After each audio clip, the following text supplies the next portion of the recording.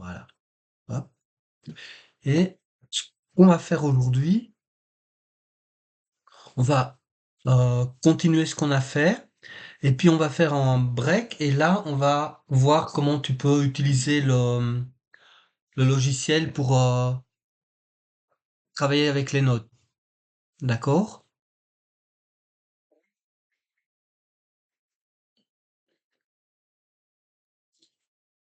Alors, on va continuer là où on était hier. Je, je crois que j'ai l'écran partagé.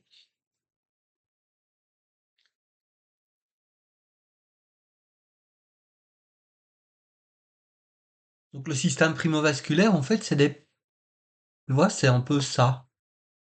Tu vois? On a des petits canaux qui parfois se regroupent en plus grands canaux, et ils sont absolument partout. On les trouve même à l'intérieur du système lymphatique. Voilà. Ici, par exemple, là, on le trouve à l'intérieur d'un canal lymphatique. Tu vois, ici, on a un canal lymphatique, et à l'intérieur, on trouve le système primovasculaire. Il est absolument partout. On le trouve aussi à l'intérieur des vaisseaux sanguins, à l'extérieur. Il branche tout. C'est incroyable. Et en fait, il est organisé comme ça.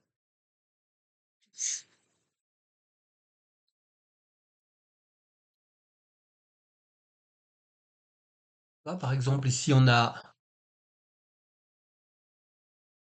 l'épiderme, le derme, l'hypoderme. Il est vraiment partout. Tu vois, les canaux circulent partout. On les trouve même à l'intérieur des vaisseaux sanguins, à l'intérieur des vaisseaux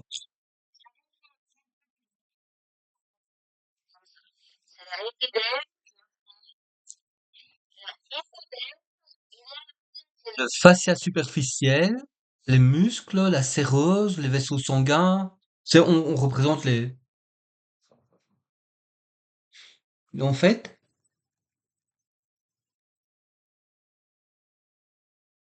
hmm, on va voir comment se balader dans les notes après, hein.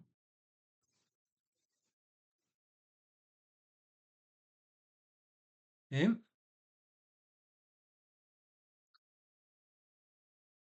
en fait, là-dedans, il y a les fins canaux, puis les plus gros canaux, et là-dedans, on trouve aussi ce qu'on appelle, ah, ici j'ai une autre truc ici.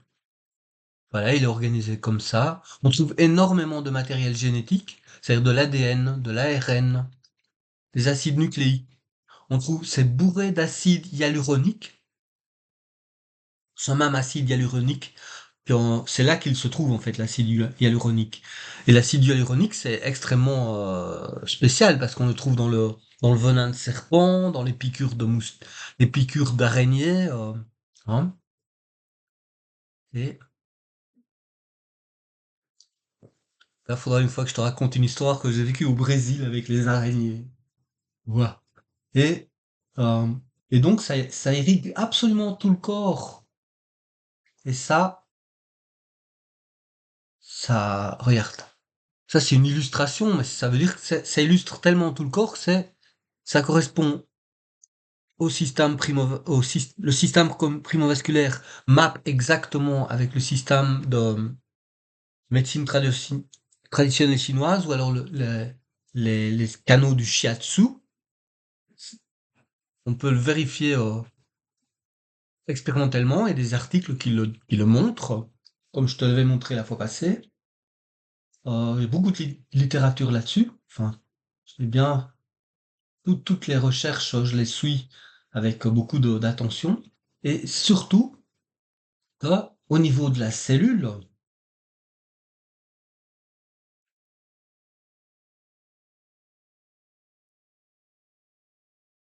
c'est très intéressant parce que on a ça. On a à l'intérieur du système primovasculaire ce qu'on appelle des corpuscules de Sanal. Et là, ce qu'on voit ici, c'est que euh,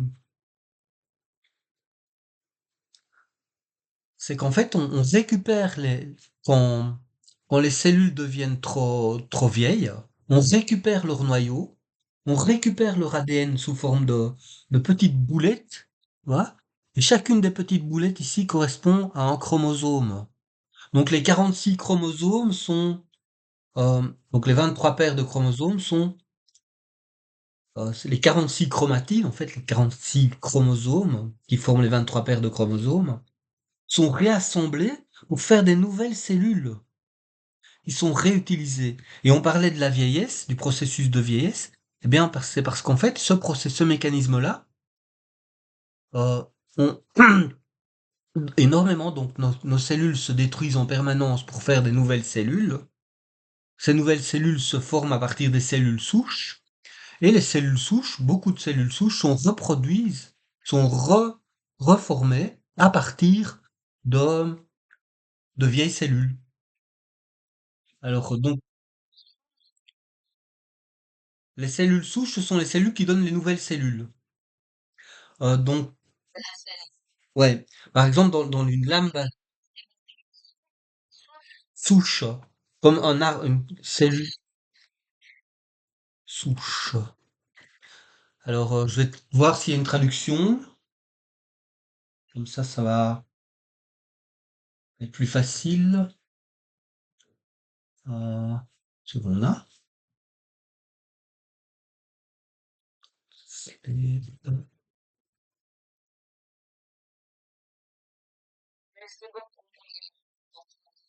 Non, non, non, non, mais il faut. L'important, c'est de comprendre, c'est pas de foncer dans la matière. En anglais, ça s'appelle stem cell. Et en portugais,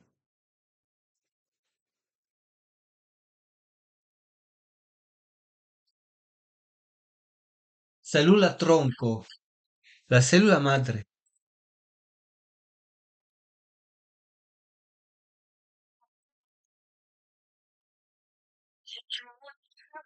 Ah,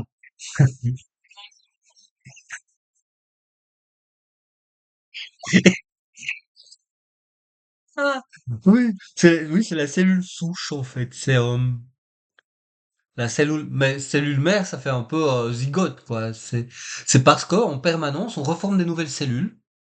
Et en anglais, on appelle stem cells. En français, on dit cellule souche. En portugais, cellula tronco, parce que c'est le point de départ des nouvelles cellules en fait.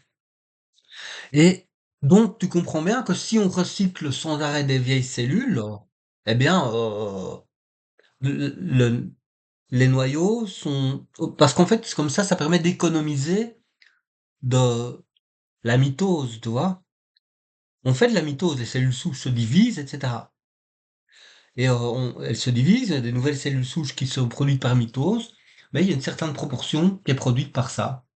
Alors, donc le système primovasculaire est un système circulatoire qui a été découvert dans les années 60 par Kim Bong-han.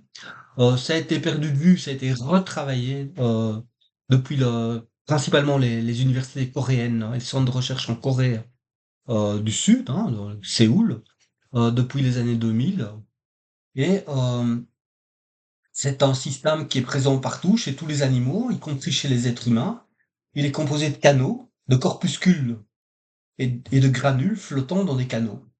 Les granules, on appelle ça les sanales. Ça, c'est un sanal ici, corpuscule de sanal. Et il est constitué de sanalsomes, ça c'est les sanalsomes, et contenant une grande quantité d'ADN. Il y en a aussi des sanalplasmes, on récupère aussi l'ARN, c'est fantastique. La composition de base, est c'est composé essentiellement de nucléotides et d'acides nucléiques et de matériel génétique. Un granule sanal peut se développer en une cellule et inversement. Donc en fait, on a observé que les sanales, les granules de sanal deviennent des cellules et que les cellules vieilles deviennent des sanales. Mhm. Et ce processus, on appelle ça la sanalisation. Voilà. Chaque granule sanal contient la même quantité d'ADN qu'un chromosome. Pendant le processus de sanalisation, le nombre de sanalosomes est le même que celui des chromosomes. une cellule se transforme en 46 analosomes, donc c'est 46, c'est 23 paires de chromosomes, donc ça fait 23, ça fait 46 chromatides, hein, demi-chromosomes. Euh, et voilà, la cellule de Stanal est produite par le processus de stalinisation d'une cellule. Voilà. Et on trouve ça partout. Donc c'est vraiment l'endroit où on décide des nouvelles cellules, où on décide de l'information qu'il faut pour les nouvelles cellules. Alors ça, une recherche qui est, si tu regardes dans Wikipédia, on va te dire que ça n'existe pas. Mais le problème, c'est que il y a plein d'articles scientifiques qui démontrent que ça existe. Tu vois, on vit dans un monde dystopique, mais c'est très important de savoir ça parce que c'est la base du renouvellement cellulaire.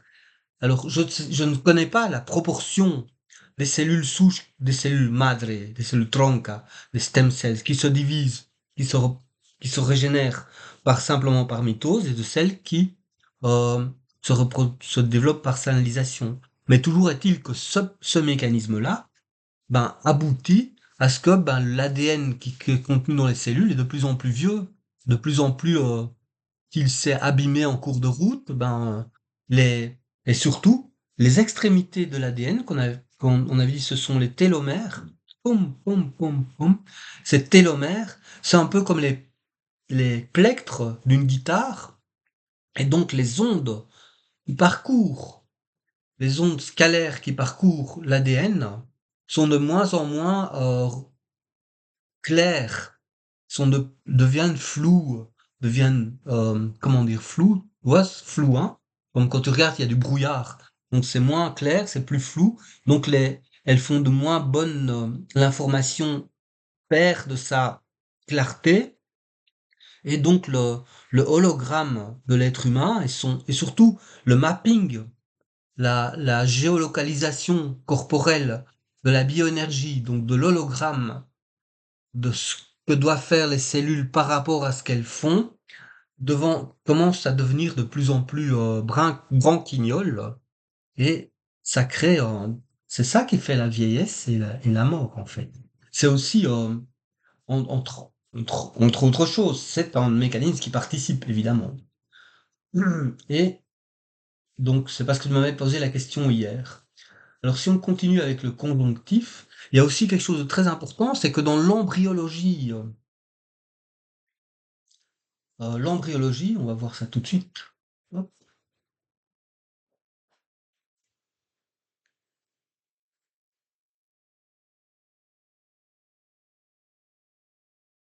ça, je vais fermer ceci.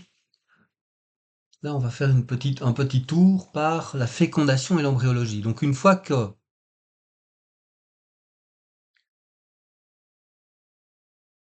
l'œuf est fécondé, on a vu ça, hein, donc on a vu la fertilisation, hein,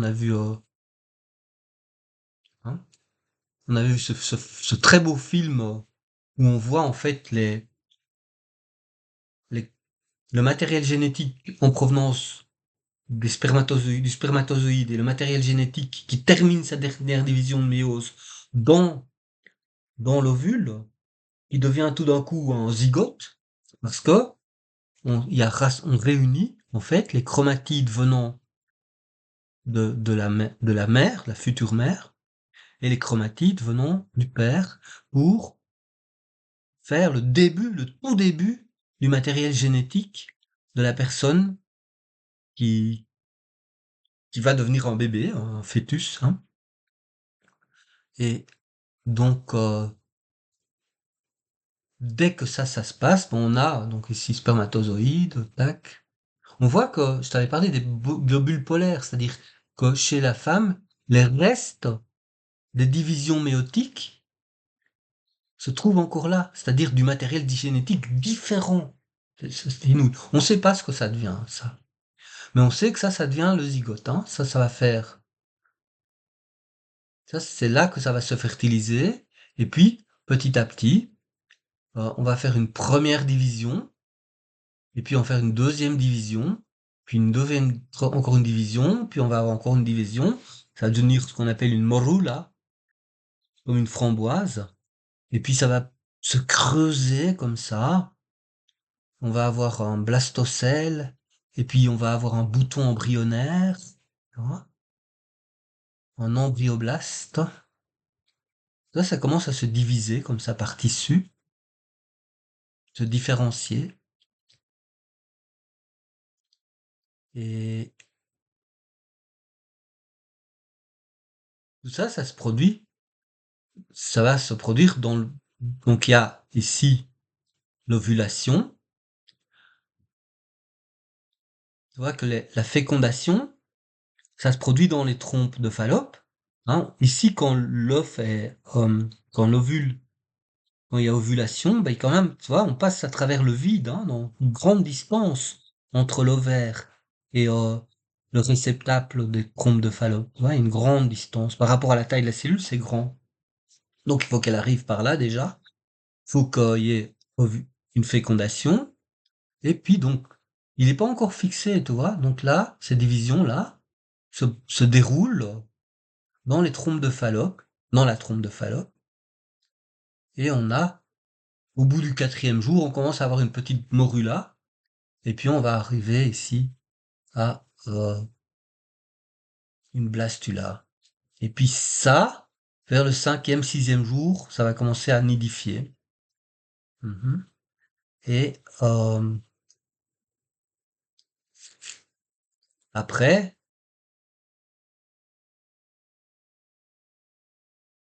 ça va, la nidification, c'est, tu vois, ça va s'enfoncer tout doucement. Il va y avoir toute une irrigation sanguine qui va se faire autour. Il va y avoir, ça, c'est un mécanisme très très compliqué, très sophistiqué. On va, pour aider ceci à rentrer là, parce que déjà, immunologiquement, c'est différent, hein. Ceci, immunologiquement, est différent. Donc déjà, la mère pourrait rejeter par son immunité le, cet embryon, parce qu'il est immunologiquement différent.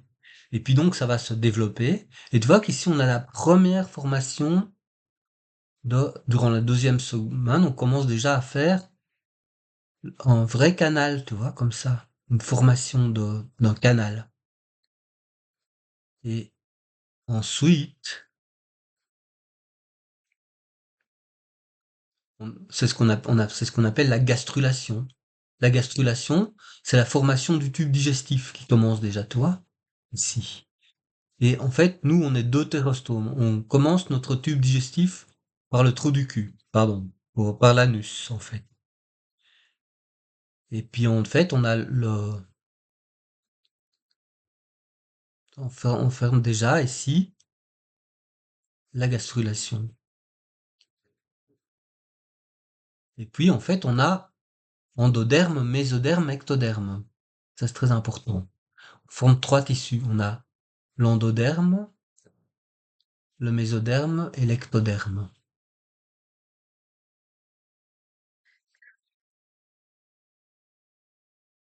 Après la fécondation, et puis ensuite, regarde, donc on a toujours l'endoderme, le mésoderme et l'ectoderme. Et tu vois, petit à petit, ça c'est après la gastrulation, on a la neurulation parce qu'on forme le tube neural. Hop, ça c'est le tube neural. Ça si on fait une coupe transversale, tu vois.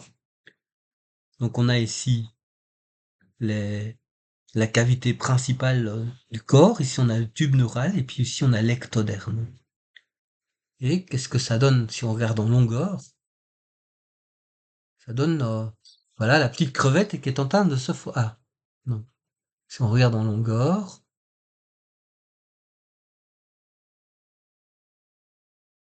voilà, on a ici, on va avoir la tête, ici, on va avoir l'anus, on va avoir ce qui va former le corps, c'est l'ectoderme. Tu vois? Regarde, hop. Donc là, on a le début de la crevette, et là, on commence à déjà avoir le corps qui va se former, la tête qui va se former, l'ouïe, tu vois? Un des premiers sens qu'on a, c'est l'ouïe. Donc une des premières choses que l'on a, et c'est vraiment quelques premières semaines, tu vois, deuxième semaine, on entend déjà ce qui se passe. On voit une petite queue ici, on voit le, comment dire, le cordon ombilical, et l'olfaction aussi est très développée. Tout ce qui est, on sent, c'est l'olfaction, c'est chimique, hein. Donc on sent chimiquement, on a l'œil qui commence à se développer aussi, et hop, pardon. Et en fait, on va se passer une vidéo. Ça va être faire juste une petite vidéo que j'espère est en français.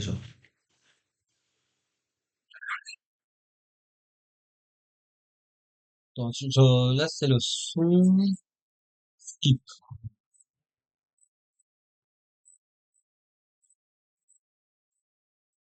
Voilà, je te passe ici.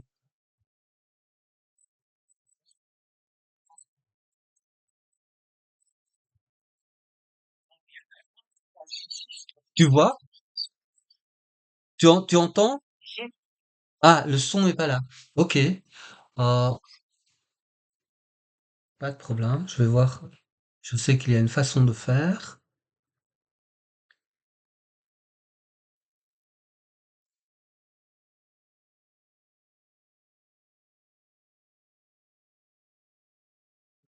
Hmm. C'est en français, bon, tu retiens, tu retiens. Ça va? C'est la publicité, il y a toujours la publicité. Attends, j'essaie de voir la publicité.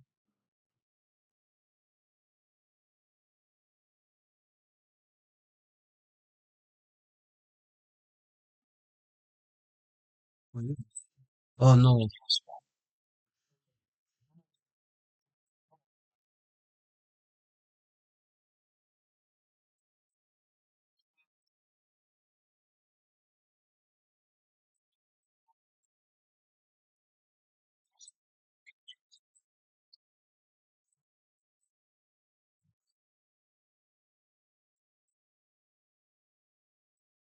Désolé, le type est un peu.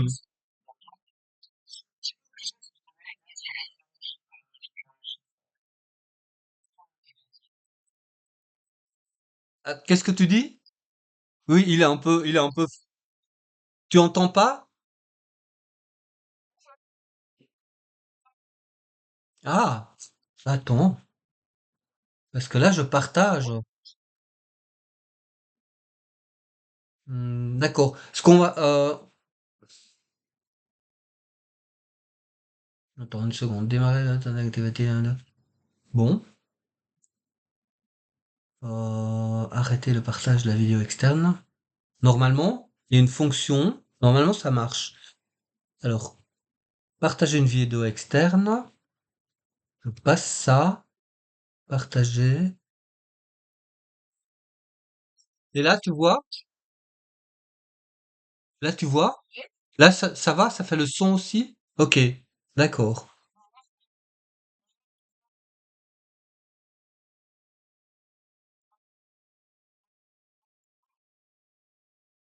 Ah, d'accord, ok. C'est probablement, bon, ok, alors on va passer ça, on va pas le faire. C'est probablement une question de, je vais régler ça plus tard, alors. C'est pas indispensable. Voilà, donc j'arrête ce partage-là. Je repartage l'écran et je continue. J'ai d'autres ressources.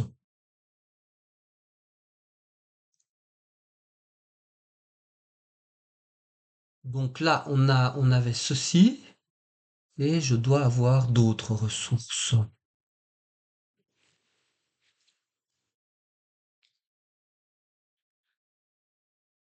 Tac, évolution du fœtus. Alors là, je vais te raconter ce qui se passe, puis comme ça sera plus simple. Mais je pense que ça devrait marcher ici. Une seconde.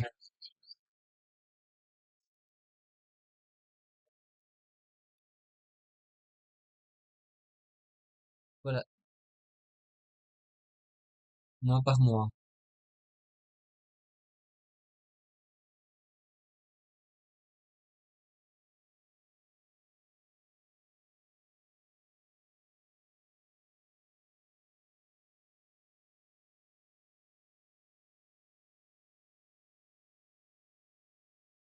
Donc là, les membres poussent, les doigts devraient commencer à se former. Et là, on voit l'œil, on voit le cerveau, on voit le petit museau, la queue, on a une queue au départ, la langue, les narines, la tête qui commence à se former, c'est le troisième mois.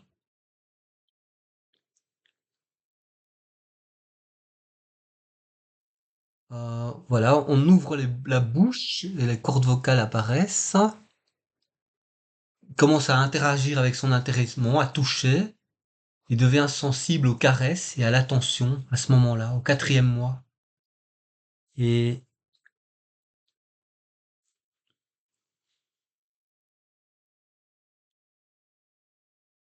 voilà, on commence à ressentir les premiers coups. Au cinquième mois, il donne de plus en plus de coups de pied. Il dort près de 18 heures.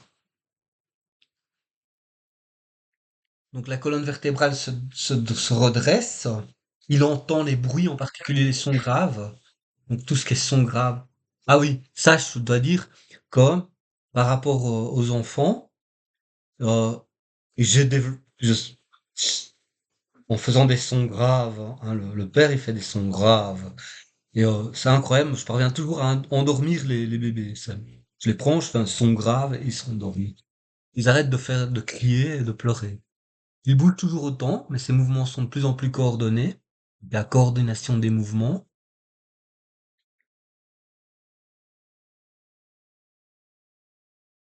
Les poumons continuent le développement, les yeux commencent à s'ouvrir, il peut tousser et faire des mous avec sa bouche. Au septième mois, la tête devient de plus en plus proportionnelle avec le reste du corps. Désormais, les cils et les sourcils, les bourgeons du goût présents sur la langue et dans les joues fonctionnent. Euh, Au huitième mois de la grossesse, il ne peut plus trop bouger. La plupart des organes sont prêts pour une vie extra-utérine. Sa peau devient de plus en plus lisse, il avale beaucoup de liquide amniotique et urine beaucoup. Donc ça devient dégoûtant en fait. Neuvième mois de la grossesse, c'est désormais un vrai bébé, il s'entraîne à respirer. Et voilà.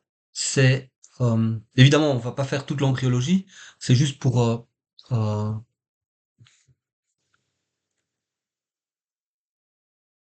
pardon.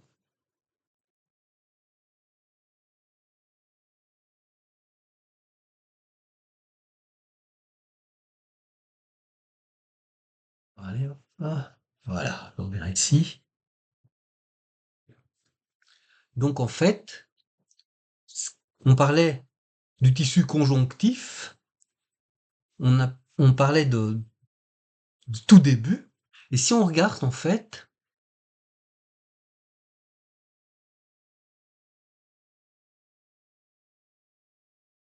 voilà, au tout début, eh bien, on a déjà le système primovasculaire qui est présent.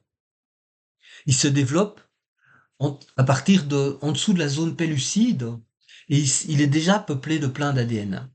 Alors, une hypothèse est une hypothèse vraiment, c'est que devient en fait ces résidus de la méiose, ils deviennent les globules polaires. Est-ce qu'on n'en retrouve pas aussi un peu dans le matériel génétique parce que qui va former le système primovasculaire qui se développe dès le départ?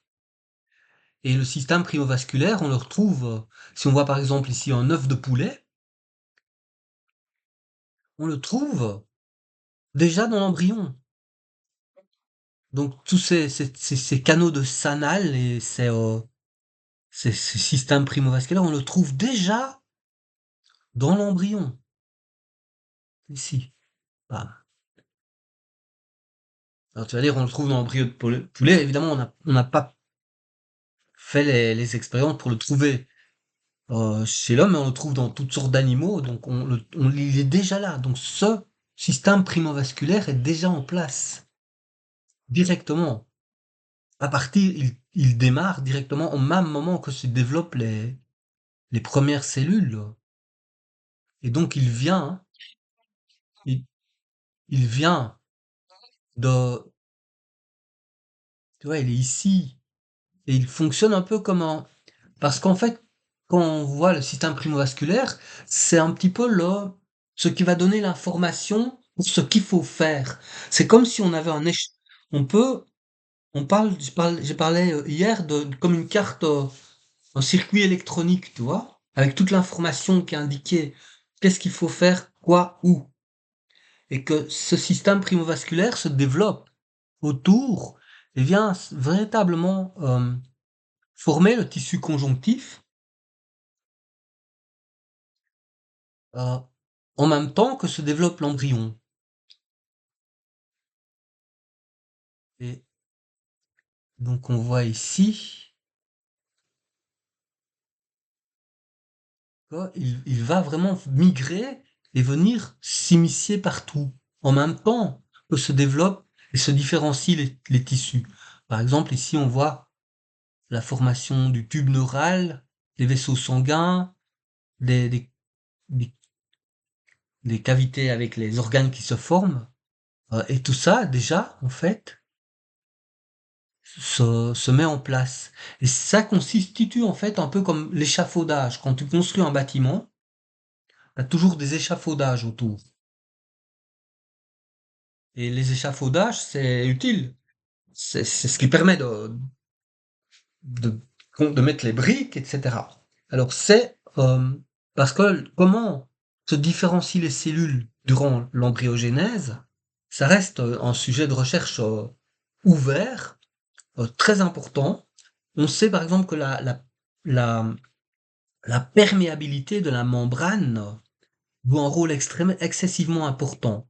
Donc hein, quand se développe l'organisme, à tout moment, eh bien, si tu as une cellule quelque part, ben, admettons que tu es ici, voilà, tu as une petite cellule là, hein, tu te trouves ici, à tout moment, la petite cellule doit se dire, je vais faire quoi maintenant?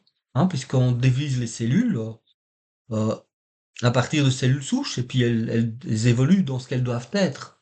À tout moment, on peut poser la question, alors je fais quoi moi? Puisque on peut, chaque cellule contient potentiellement, elle peut s'ouvrir son transcriptome différent et devenir une cellule d'autre chose. Et il y a des gens qui font des expériences terribles. C'est par exemple Michael Levin, il fait des expériences avec des vers qui ont deux têtes, une dans chaque sens, il prend des grenouilles, il modifie simplement quelque chose au niveau d'une cellule, au niveau ou d'un groupe de cellules, au niveau du tube digestif qui est en train de se développer dans le tétard, et ça donne une grenouille qui a un œil dans le ventre, qui est relié au cerveau, et un œil qui a trois yeux, quoi. C'est absolument terrible ce qu'on peut faire et c'est simplement en modifiant la perméabilité de la membrane à un endroit. En fait, donc en fait, il crée des choses terribles. C'est parce que l'embryologie, c'est un processus téléguidé. Il y a en fait quand une cellule se divise dans l'œuf, il y a déjà un endroit où c'est plus l'acide et l'autre c'est plus basique. Il y a un endroit où il y a un dipôle électrique qui se forme et donc il y a une espèce de différenciation du milieu qui fait que effectivement là on appelle le pôle animal, le pôle vitellin. Là on va plutôt faire tel type de cellule, tel type de cellule, mais il faut un système qui indique exactement ce qu'on fait. Et ça nous amène, il y a même un type qui s'appelle Zamperini qui est un Italien qui a énormément écrit à ce sujet et qui postule que bon, ben, une cellule, la cellule, la cellule mère, la, la cellula madre, la cellule initiale en fait, elle a déjà un chakra. Elle a déjà un système bioénergétique. Et le système bioénergétique, selon Zamperini, c'est que euh, on va développer des... il y a le chakra initial qui va gouverner tout. La cellule mère, elle reste. Il y a toujours la cellule initiale, elle reste là. Et elle, et bioénergétiquement, c'est elle qui gouverne tout. Parce qu'elle va se subdiviser en sous. Pour Zamperini, un chakra, c'est un système qui gère des fonctions physiologiques. Et ça va très très loin ce qu'il développe. Je crois que je, je vais, je vais trouver quelque part plus tard j'ai ça quelque part, mais je sais plus où je l'ai stocké, mais j'ai stocké ça quelque part.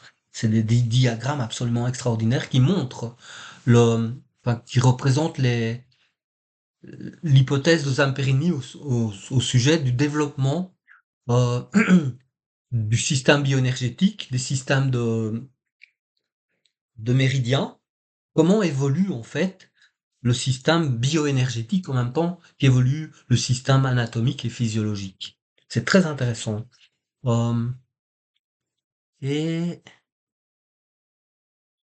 on va passer maintenant à ceci. Alors, voilà. Hmm. Bon, avant de passer à ça, donc ici on voit comment fonctionne en fait la batterie. La batterie. Donc, quelqu'un qui fait de l'exercice physique, ses muscles fonctionnent. Ok? Donc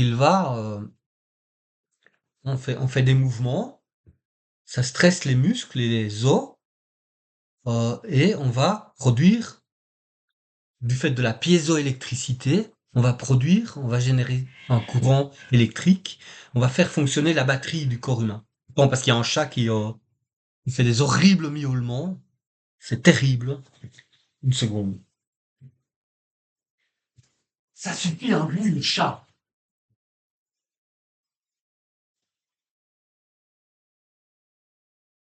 Et...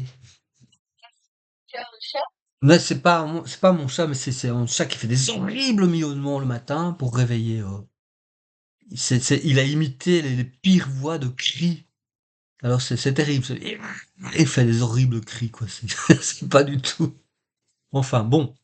Et donc on, on, on a les muscles qui fonctionnent, ça fait la piézoélectricité, ça fait du courant, et ce courant se propage dans les fascias. Et les fascias et le système primovasculaire suivent des trajectoires particulières qui correspondent aux méridiens.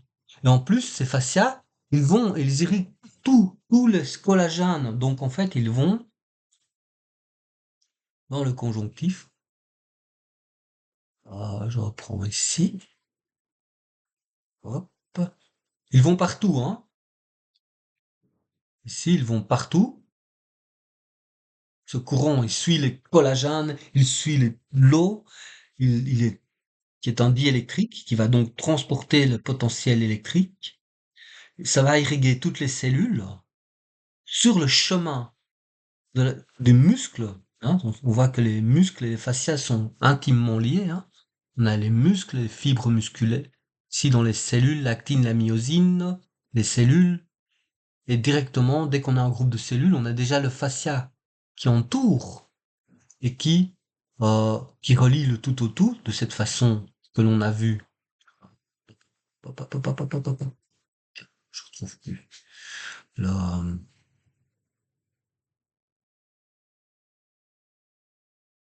j'ai l'impression que j'ai perdu.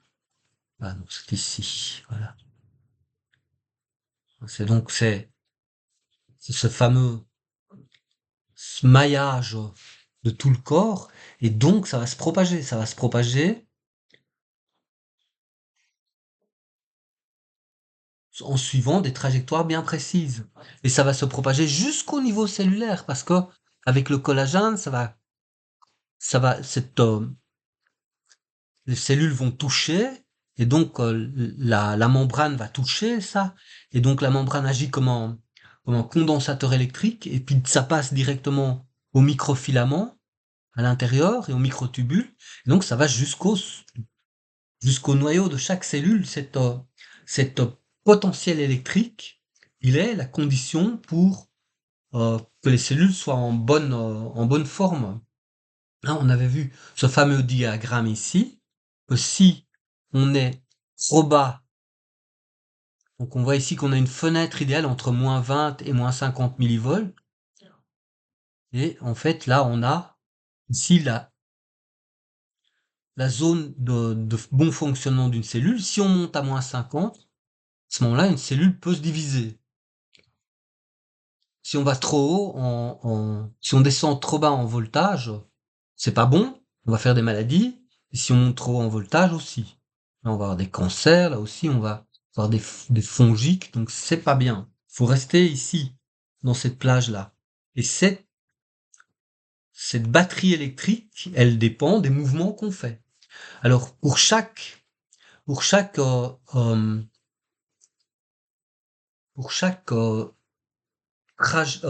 méridien de la médecine traditionnelle chinoise ou du shiatsu, appelons ça, ou de l'ayurvédique, en fait, on a le système de fascia et de primovasculaire correspondant.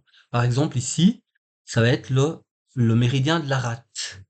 Et là, il y a un, un médecin qui a véritablement suivi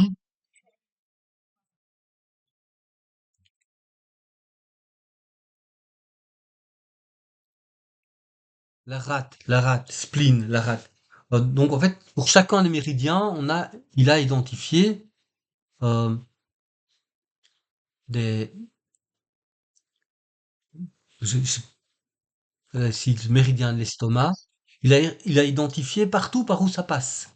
Et en fait, chacun des méridiens, il passe, ce sont véritablement comme des circuits électriques, si tu veux, et il passe, le fusible du système des circuits électriques, c'est les dents. Et donc, quelqu'un qui va pas bien, ou qui a des problèmes de bioénergie, il va avoir une dentition terrible. Hein, ça se voit tout de suite. Euh, donc là, les dents, ici tu vois en fait toutes les relations entre les différents méridiens et les différentes dents. Parce que c'est comme des circuits de bioénergie qui traversent tout le corps, qui suivent les canaux de la médecine traditionnelle chinoise et dont le fusible, c'est les dents. Et en fait, il faut toujours que le courant passe. Euh, faut que le courant passe le long de ces méridiens. Non. Euh, et ça c'est alimenté en fait par des circuits qu'on appelle des circuits de Tesla et qui font des ondes scalaires. Très important ça parce qu'en fait maintenant dans la médecine vibratoire on utilise de plus en plus les ondes scalaires et donc il faut savoir que notre corps a des générateurs d'ondes scalaires qui relient les organes ensemble. Par exemple on va relier le foie et la vésicule biliaire. On va relier le, les poumons au gros intestin, le corps à l'intestin grêle, la rate et le pancréas à l'estomac, le foie à la vessie. Et ça forme en fait véritablement des circuits, des générateurs d'ondes scalaires qui sont alimentés par ces circuits de fascia et de primovasculaire qui font qu'on a ces méridiens qui nous traversent, qui font circuler en fait l'énergie, la bioénergie dans le corps. Et c'est cette bioénergie qui, en fait, qui est matérialisée par un potentiel de membrane qui fait que, euh, s'il y a, je reviens à l'unité, voilà, que si on n'a pas assez de courant le long d'un méridien, eh bien, on va pas cicatriser normalement, ça va faire du pu parce qu'il n'y a pas ça circule pas convenablement. Et en fait, c'est comme une pile électrique, en fait, c'est que si quelqu'un a un méridien qui est complètement à plat, qui fonctionne plus du tout, pour une raison soit psychosomatique ou pour une raison d'opération, ou une raison d'accident, de blessure, eh bien, même que la polarité électrique, parce qu'en méridien, ça circule toujours dans dans le même sens, la polarité électrique quand une pile est à plat, elle s'inverse. Et donc, il faut relancer la machine, relancer la bonne polarité le long des méridiens pour relancer la santé le long d'un méridien. Et c'est en fait ce système, ce système comme des batteries du corps humain qui fait qu'on est en forme ou pas. Euh, Ça, ce sont les travaux et il y a des tas tous les instruments en fait qui utilisent la biorésonance doivent prendre cela en compte. Bien sûr, ils ne le font pas, mais c'est euh, c'est très important de ne fût-ce que d'avoir une idée que c'est les méridiens de la médecine traditionnelle chinoise ou les méridiens du shiatsu ou de ayurvédique, ça correspond à une réalité physiologique et anatomique très claire, que c'est en fait les systèmes de la circuiterie électronique, si on peut dire, du corps, qui fait que c'est les mouvements qui alimentent ça. Donc quelqu'un qui ne fait pas de mouvement, ne fait pas de sport, ne bouge pas son corps, il va tomber malade, c'est clair, il va devenir gros déjà, et il va tomber malade, il va devenir, il s'expose aux maladies chroniques. Et c'est très, très, très grave, puisqu'en fait, parce qu'ils renouvellent pas ces cellules. Quand les cellules ne se renouvellent pas, eh bien, on va dans les cancers. Alors, les cancers, c'est une maladie de notre époque, hein. C'est maintenant, ça augmente, ça explose Mais en fait, maintenant, soit on meurt de maladies cardiovasculaires, soit on meurt de de démence et d'Alzheimer et de folie, soit on meurt de cancer. En fait, c'est les trois grands fonds principaux. Euh, et évidemment, dans ce processus, et donc là on voit les statistiques, hein, on voit que ça augmente. Il faut que j'en trouve des plus récents. Ça c'est 2016, mais depuis lors ça s'est pas amélioré. On voit que euh, ça c'est cancer des poumons, le cancer de l'estomac, cancer du côlon, cancer de foie, cancer du sein, cancer de l'œsophage, pancréatite, prostate. Ils augmentent tous. Partout. Alors, c'est la cause principale, en fait, c'est que de plus en plus, du fait il y a- moi je vois bien que l'alimentation, bien que les gens, avec le progrès, les gens se nourrissent mieux, enfin se nourrissent plus, disons, euh, qu'ils ont plus de confort, qu'ils ont plus accès à l'eau, même si elle n'est pas potable, qu'ils ont plus accès à l'électricité, au chauffage, les vêtements, la chaleur, etc. Donc on meurt moins de maladies euh, liées à la misère et la pauvreté, encore que la pauvreté augmente partout aussi, mais c'est que il y a les- toute la pollution chimique qui contient énormément de perturbateurs endocriniens. Euh, la, je me souviens que je t'avais montré la pomme, la jolie pomme toute elle est encore à la cuisine, elle a exactement la même forme, elle n'a pas changé. Donc en fait, c'est une pomme empoisonnée. La nourriture qu'on mange est assez empoisonnée. Mm. Avec l'air qu'on respire est empoisonné. Et donc il faut l'eau qu'on boit est empoisonnée. Euh, ça- et, et aussi la pollution électromagnétique. Et ça, c'est surtout tu vas à Berne ou à Genève ou t'es complètement dès que t'es en ville et il y a de plus en plus de gens qui sont électrosensibles, qui supportent plus, parce que cette agression des ondes électromagnétiques agit de plus en plus au niveau précis, au niveau des micro-organismes, au niveau de cellulaire, au niveau tissulaire, au niveau de la membrane, au niveau des mécanismes biochimiques. Elle interfère de plus en plus.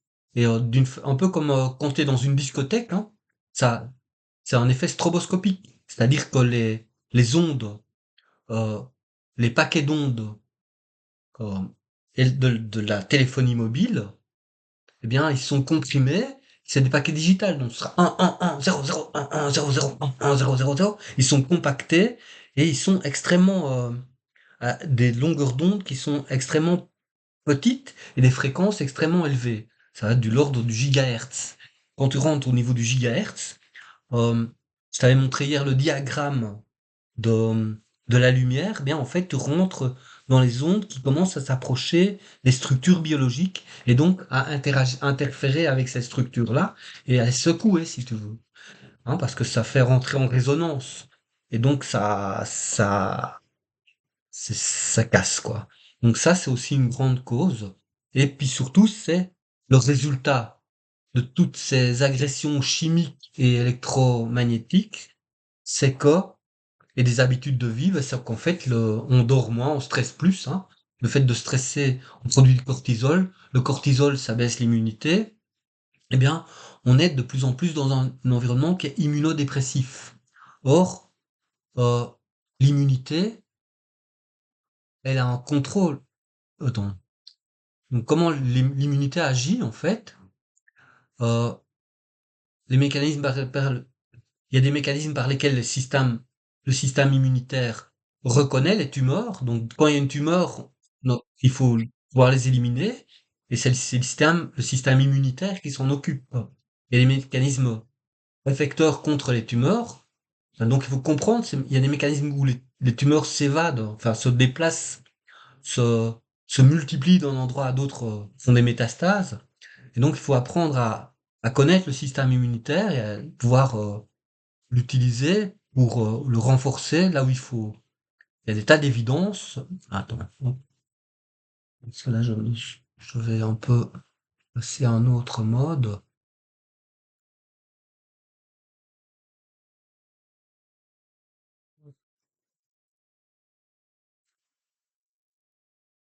Une seconde. One moment, please.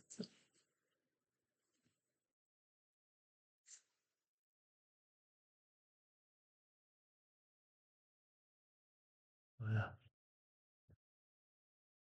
Ici, on voit, je vais petit à petit, il faut que je développe ça. Donc, on a ce qu'on appelle la surveillance immunitaire du cancer. Donc, quand il y a des cancers qui se développent, en permanence dans le corps, il y a des micro-cancers qui se développent, en permanence, l'immunité s'en occupe. Hein, ici, on voit par exemple ici des cellules qui font pas ce qu'elles devraient faire là où elles, par exemple, au lieu de faire des vaisseaux sanguins, on fait des fibroblastes. Eh bien, euh, il faut à ce moment-là intervenir. Et donc, il y a des cellules ici qui repèrent ça, les fameuses cellules dendritiques qui vont repérer ça, qui vont aller arriver dans les ganglions vont activer il va y avoir activation des cellules des lymphocytes T, les lymphocytes T vont se développer et produire des lymphocytes T pour venir s'occuper de, de, d'éliminer en fait ces cellules tumorales. C'est ça le mécanisme. Donc on a un système de surveillance immunitaire du cancer qui peut reconnaître et détruire les cellules transformées naissantes. Et puis on a une immunomodulation du cancer. L'immunité tue les tumeurs et induit également des changements dans les tumeurs euh, qui peut parfois entraîner ce qu'on appelle une évasion des cellules tumorales. Par exemple, il y a une tumeur à un endroit et puis la tumeur quelque part s'évade et va se développer ailleurs. Euh, donc c'est très important d'avoir tout ce qui peut être fait pour développer, renforcer l'immunité euh, d'une personne, c'est bon pour sa santé, de façon préventive. Tout ce qui est fait pour tout ce qui peut être fait pour faire au-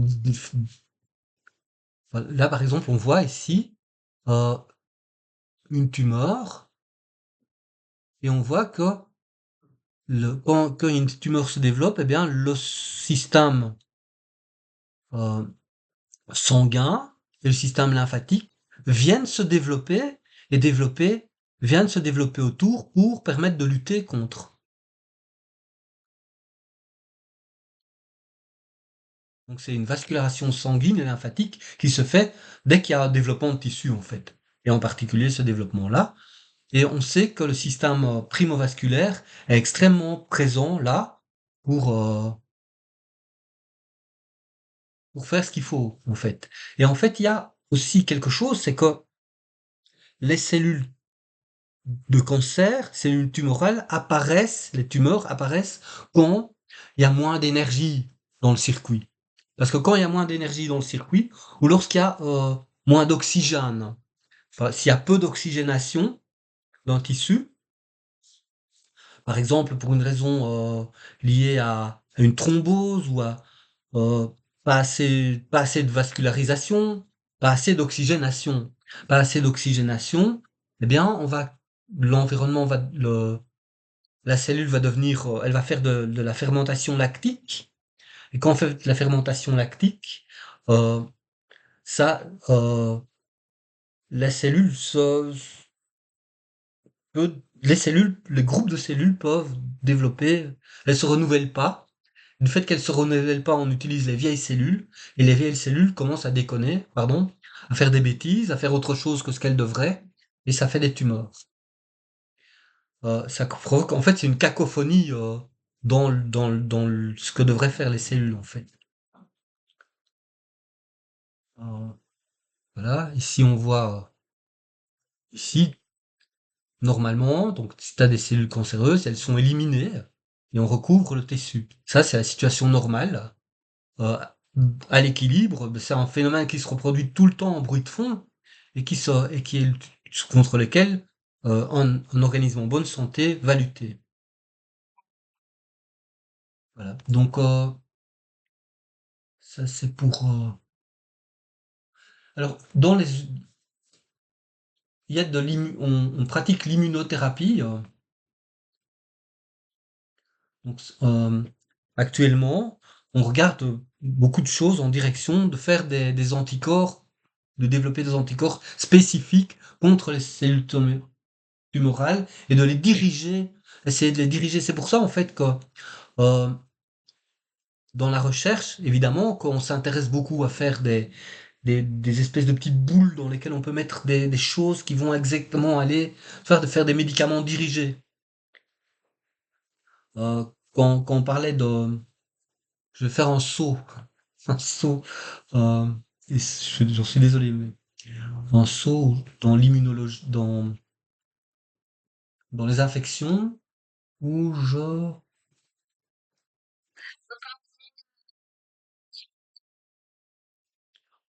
ouais, ouais, juste un truc, juste un truc comme ça, c'est pas,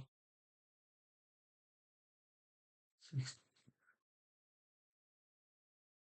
souviens que je t'avais parlé quand on a parlé du Covid, ben, quand on fait ces fameux vaccins qui sont pas vraiment des vaccins, c'est parce que on essaye évidemment, les entreprises pharmaceutiques essayent de maîtriser, la recherche essaye de maîtriser comment faire des petites boules de graisse qui contiennent du matériel génétique pour faire des trucs c'est parce qu'en fait, on aimerait quelque part ce serait vraiment très intéressant de faire des médicaments qui sont ciblés, qui vont, un médicament, il va exactement du côté des cellules où il doit aller, grâce à euh, grâce à l'immunologie, il va reconnaître exactement le marqueur de la cellule, un peu comme une cellule immunitaire, et là, il va décharger ces médicaments qui sont spécifiques pour tuer, par exemple, les cellules cancéreuses. Ce serait génial. Et donc, oui, ça c'est génial, c'est vrai. C'est comme ça qu'il faut faire. Donc la recherche c'est génial et les nouvelles technologies c'est génial. On est d'accord.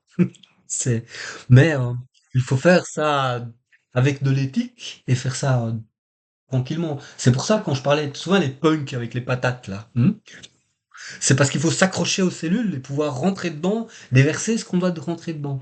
Alors on va arrêter. Euh, et on va reprendre dans 20 minutes. Ça va, 20 minutes? Ou un quart d'heure? 52. C'est bon, ok. Alors à tout de suite. À toi aussi. Je stoppe le recording. À tout